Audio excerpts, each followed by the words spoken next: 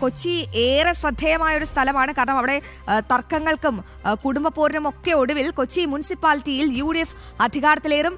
ജാതി സമവാക്യങ്ങളിൽ ദീപ്തി മേരി വർഗീസിനെ വെട്ടി VK മിനിമോളാണ് മേയറാകുക. ഭരണാധികാരിയായ ജില്ലാ കളക്ടർ G പ്രിയങ്ക എത്തിയിട്ടുണ്ട്. വിവരങ്ങൾ നൽകാൻ രേഷ്മ ബാബു ചേരുന്നുണ്ട്. രേഷ്മ, ഈ കൊച്ചി ആദ്യം മുതൽ തന്നെ തർക്കങ്ങൾക്കൊക്കെ പാത്രമായൊരു സ്ഥലം തന്നെയാണ്. ഈ ദീപ്തി മേരി വർഗീസിന് ഏറെ പ്രതീക്ഷകളൊക്കെ നൽകി മേയറാക്കാമെന്നുള്ള പ്രതീക്ഷയൊക്കെ KC പക്ഷം നൽകുമ്പോഴും അവിടെ VD സതീശൻ AI ഗ്രൂപ്പുകളുടെ ഒരു പോര്, ലത്തിൻ സഭയുടെ ഇടപെടൽ, ജാതി സമവാക്യങ്ങളൊക്കെ മാറി മറിയുന്ന ഒരു കാഴ്ച. ഒടുവിൽ ദീപ്തി മേരി വർഗീസിനെ കോൺഗ്രസ് നൈസായി വെട്ടിയിരിക്കുന്നു. അപ്പോൾ അതിൽ ചില കല്ലുകടികൾ ഉണ്ടായിരിക്കുന്നു. അങ്ങനെ ഏറ്റവും ഒടുവിൽ ഇപ്പോൾ VK മിനിമോൾ മേയർ ആകുകയാണ്. എങ്ങനെയാണ് കോൺഗ്രസ് ഇതിനെ നോക്കിക്കാണുന്നത്? ഒപ്പം ജില്ലാ കളക്ടറൊക്കെ എത്തിയല്ലോ. ഈ നടപടിക്രമങ്ങൾ എങ്ങനെയാണ് പുരോഗമിക്കുന്നത് അവിടെ?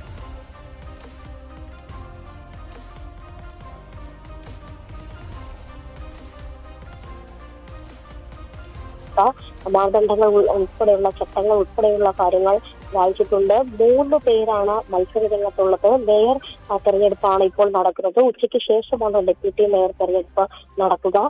മേയർ സ്ഥാനാർത്ഥികളായിട്ട് UDFന്റെ ഭാഗത്തു നിന്നും അഡ്വക്കേറ്റ് VK മിനിമോൾ, പാലാരിവട്ടം ഡിവിഷനിൽ നിന്ന് മത്സരിച്ച് വിജയിച്ച VK മിനിമോൾ, LDFന്റെ ഭാഗത്തു നിന്നും അംബിക സുദർശൻ, പുന്നമ്പുറം വാർഡിൽ നിന്നുള്ള അംബിക സുദർശൻ, NDയുടെ ഭാഗത്തു നിന്നും മത്സരിക്കുന്നത് അമരാവതിയിൽ നിന്നും വിജയിച്ച പ്രിയ പ്രശാന്താണ്. നടപടിക്രമങ്ങളൊക്കെ തന്നെ ആരംഭിച്ചിട്ടുണ്ട്. പ്രധാനമായിട്ടും നേരത്തെ അശ്വതി സൂചിപ്പിച്ചതുപോലെ രേഷ്മയിലേക്ക് ഇപ്പോൾ തന്നെ മടങ്ങിയെത്താം. ഇപ്പോൾ തലസ്ഥാനത്ത് K സുരേന്ദ്രൻ മാധ്യമങ്ങളെ കാണുന്നു. പല തദ്ദേശ സ്ഥാപനങ്ങളിലും ഉണ്ടായ മുന്നേറ്റവും വരുന്ന നിയമസഭാ തെരഞ്ഞെടുപ്പിൽ കാര്യമായി പ്രതിഫലിക്കും എന്നുള്ള കാര്യത്തിൽ സംശയമില്ല. തീർച്ചയായിട്ടും കഴിഞ്ഞ തവണ 35 സീറ്റുകളിൽ ഞങ്ങൾ വിജയിച്ചപ്പോൾ തൊട്ടടുത്ത 2ാം സ്ഥാനത്ത് 12 സീറ്റുകളിൽ ഞങ്ങൾ വന്നിരുന്നു.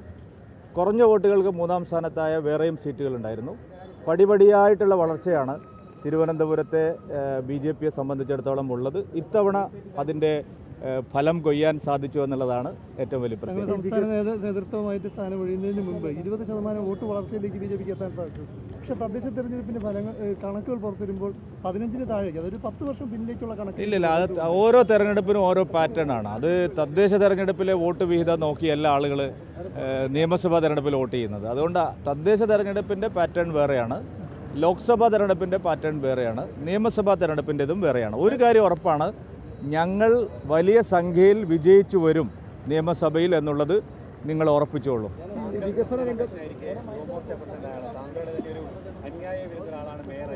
അല്ല, സ്വാഭാവികമാണല്ലോ. അദ്ദേഹം യുവമോർച്ചയിൽ എൻ്റെ സഹപ്രവർത്തകനായിരുന്നു. പിന്നീട് ഞാൻ അധ്യക്ഷനായപ്പോഴും അദ്ദേഹം പാർട്ടിയിൽ പ്രധാനപ്പെട്ട ചുമതലകൾ വഹിച്ചിരുന്നു. രാജീവേട്ടൻ പ്രസിഡന്റ് ആയപ്പോഴും അദ്ദേഹത്തിന് ആ വലിയ ചുമതലകളെല്ലാം നൽകുകയുണ്ടായിട്ടുണ്ട്. അത് ഒരു സ്വാഭാവിക പരിണാമം മാത്രമാണ്. ഒരിക്കലുമില്ല. ഞാൻ മേയർ ആരാവുമെന്നോ ഡെപ്യൂട്ടി മേയർ ആരാവുമെന്നോ രാജീവ്ജി എന്നോട് പറയുമ്പോൾ മാത്രമാണ് ഞാൻ അറിഞ്ഞത്. അങ്ങനെ ചില സമ്മർദ്ദങ്ങൾ ഇവിടെ ഒന്നുമില്ല. അങ്ങനെ സമ്മർദ്ദങ്ങൾക്കൊന്നും വഴങ്ങുന്ന പാർട്ടിയല്ല BJP.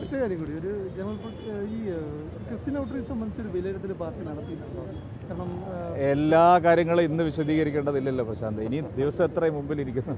ശരി, താങ്ക് യു.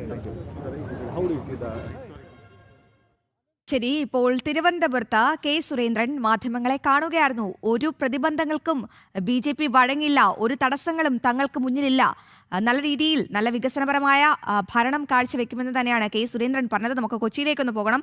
അവിടെ രേഷ്മ ബാബു ഉണ്ട്. രേഷ്മ, കൊച്ചി അലട്ടുന്ന ഏറ്റവും വലിയ പ്രശ്നം ഒന്നാണ് ഈ ബ്രഹ്മപുരം മാലിന്യ പ്ലാന്റ്. ഇതുവരെ വന്ന ഒരു ഭരണസമിതിക്കും അത് കൃത്യമായ ഒരു നടപടി സ്വീകരിക്കാനായില്ല. ഇനിയും അങ്ങനെ തന്നെ തുടരാൻ തന്നെയാണോ? ഒപ്പം ഈ വെള്ളക്കെട്ട, മാലിന്യ നിർമ്മാർജ്ജനം, കൊതുക് ശല്യം, അങ്ങനെ കൊച്ചി അലട്ടുന്ന ഒരുപാട് പ്രശ്നങ്ങളുണ്ട്. എന്തായാലും അവിടെ ഈ പുതിയ അധികാരത്തിലെത്തുന്ന ഈ ഭരണസമിതിയിൽ നിന്നും എന്തൊക്കെ കാര്യങ്ങൾ പ്രതീക്ഷിക്കാം?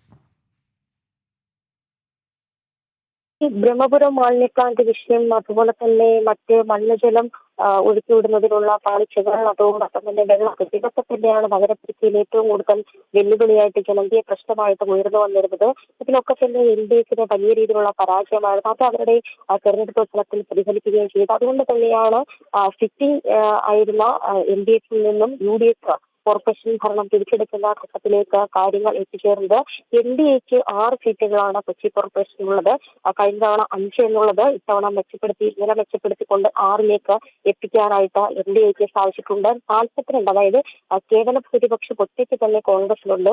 മൊത്തം സീറ്റ് നില എന്ന് പറയുന്നത് കൊച്ചി കോർപ്പറേഷനിൽ UDFിന് മൊത്തത്തിൽ UDFിന്റെ സ്വതന്ത്രം ഉൾപ്പെടെ 47 സീറ്റുകളുണ്ട്. LDFിന് 22ഉം NDAക്ക് 6ഉമുണ്ട്.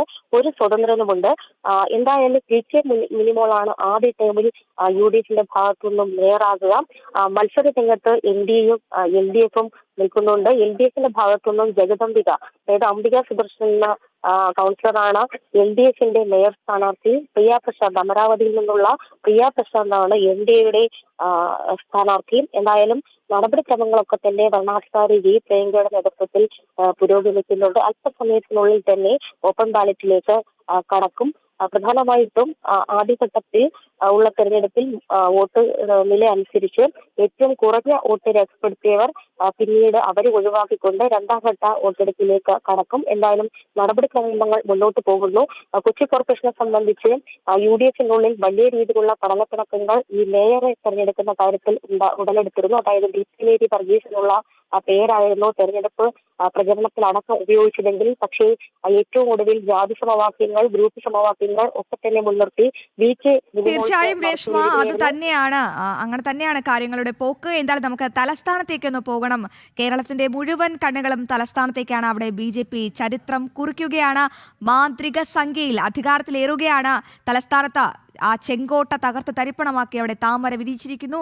ഇനി ചരിത്രം കുറിക്കുകയാണ് അവിടെ BJP. കോർപ്പറേഷൻ മേയറെ കണ്ടെത്താനുള്ള തെരഞ്ഞെടുപ്പ് അല്പസമയത്തിനകം തന്നെ നടക്കും. കേവല ഭൂരിപക്ഷം നേടിയ അവിടെ നിന്നും സ്ഥാനാർത്ഥിയായി Kodunganoor ward councillor VV Rajesh, അദ്ദേഹത്തിന്റെ പ്രവർത്തന പാരമ്പര്യം, രാഷ്ട്രീയ പശ്ചാത്തലം, ജനങ്ങളോടുള്ള ഇടപെടൽ, സേവനം, അതൊക്കെ ഈ ഘട്ടത്തിൽ എടുത്ത് പറയേണ്ടതാണ്. അത് തന്നെയാണ് അദ്ദേഹത്തിന് തുണയായതും. ഒപ്പം കരിമം വാർഡിൽ നിന്നും വിജയിച്ച ആശാനാഥ്, ഒരു യുവ രാഷ്ട്രീയ നേതാവ്, ഒരു പെൺകരുത്ത്, പല നേതാക്കൾക്ക് മാതൃകയാകുന്ന തരത്തിലുള്ള പ്രവർത്തനം കാഴ്ചവെച്ച ആശാനാഥ്, ഹാട്രിക് വിജയം നേടി അധികാരത്തിലേറിയ ആശാനാഥും ഡെപ്യൂട്ടി മേയർ സ്ഥാനാർത്ഥിയായി എത്തുകയാണ്. അതേസമയം VV രാജേഷിന്റെ ആ ഒരു വിജയത്തെ അംഗീകരിച്ചിരിക്കുകയാണ് മുഖ്യമന്ത്രി പിണറായി വിജയൻ. അദ്ദേഹത്തിന് ആശംസകളും നേർന്നിട്ടുണ്ട്. അവിടെ നിന്നും ശാലിനി ചേരുന്നുണ്ട്. ശാലിനി, അവിടെ എങ്ങനെയാണ് തെരഞ്ഞെടുപ്പ് നടപടിക്രമങ്ങൾ പുരോഗമിക്കുന്നത്?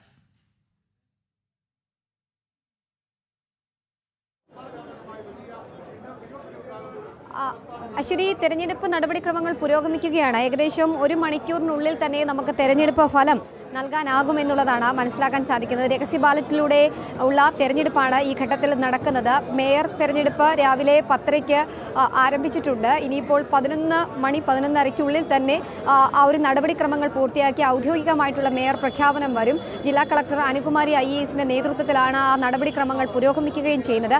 11